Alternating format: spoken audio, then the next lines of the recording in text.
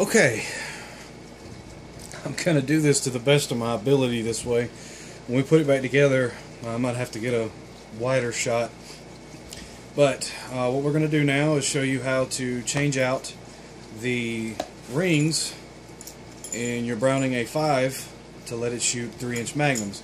Now, I want to point out before we do get started, of course, we are clear.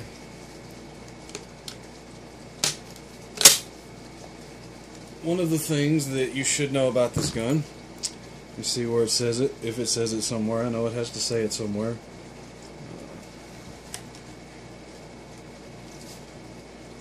There we go. Special steel 12 gauge shells, 3-inch. Hopefully you can see that.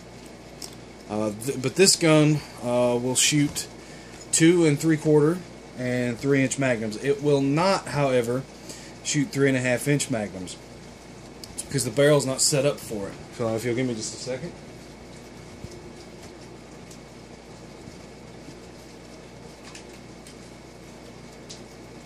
This is my Mossberg 835, and hopefully you'll be able to tell the differences here in these barrels. But if you can't, this one expands. You should be able to see it right here. It has a little expansion as it goes down, and it tapers that will allow it to shoot 3.5-inch Magnums. Now you can get a barrel that will shoot 3.5-inch Magnums, but most shotguns won't do it out of the box like this one. Now, I don't know if they make a 3.5-inch Magnum barrel for this one or not, but you can get them. Hopefully you can tell and might be able to see that this barrel actually tapers as it comes up here to the receiver, that allows the gases of the monstrous 3.5-inch Magnum round to expand without, because this one, if you put a 3.5-inch Magnum in this one, it's just going to blow it up. But let's get this one out of the way.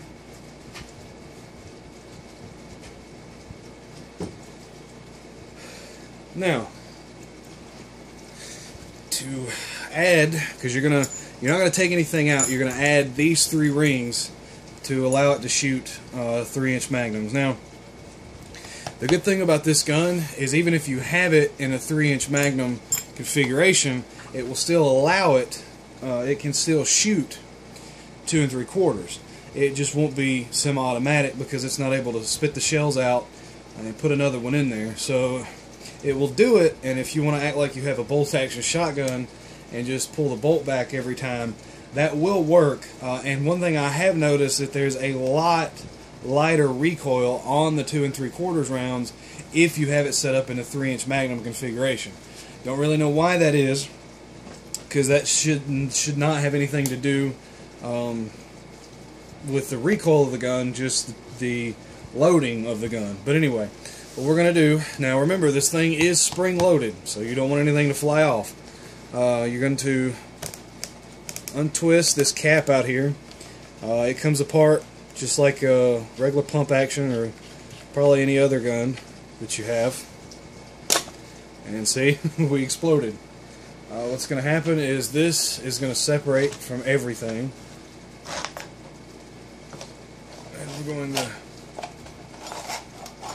pull this off, trying to leave the spring and everything on that, but of course it didn't work out that way.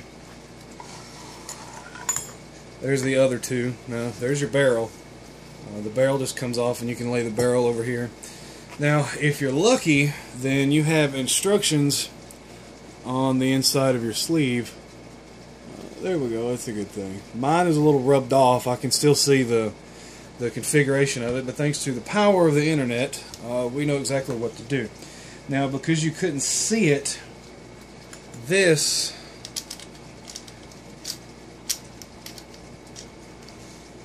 is the 2 3/4 configuration. You've got, now all these are the same. You've got 2 gold rings and 3 black rings. Now all these, the 2 gold rings are the same, and the 3 black rings are the same. So the 2 3/4 configuration is a gold ring on top of a black ring sitting on the spring. So that's your 2 3/4 configuration. Now your 3-inch Magnum configuration gets a little bit more convoluted, and you're going to need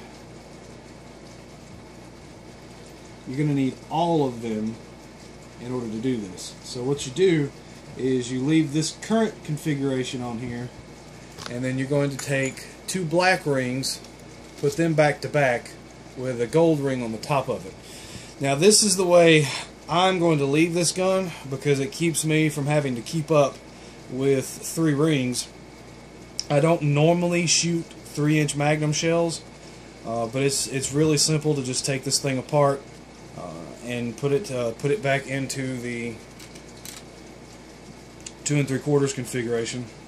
But leaving it this way, which is the 3.5-inch Magnum, 3-inch Magnum configuration, just makes it a lot easier to store it and keep everything together.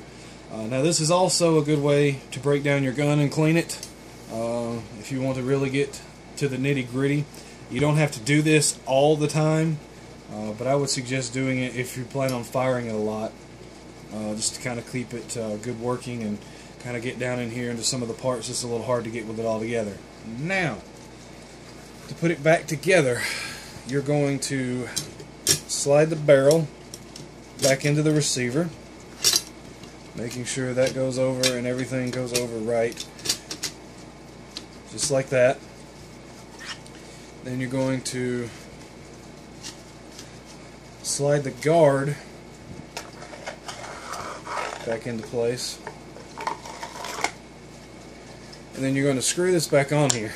Now this is where the problem comes in, because you have to compress everything and screw that on at the same time, and this is probably where I'm going to have to change shots.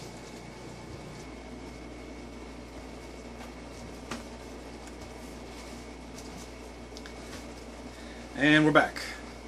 I do apologize for this extreme angle, but it was the only way I could get everything in. So, as a recap, we've got our barrel in place. We have our rings set up in the 3.5-inch Magnum configuration. Trust me, I'm not pulling the barrel back out. We have our foreguard on there, and we're going to push down on the barrel and get the foreguard out of the way until it's all down on there. And then we're going to screw this cap back on as tight as it'll go. And now we're back together for 3-inch Magnums.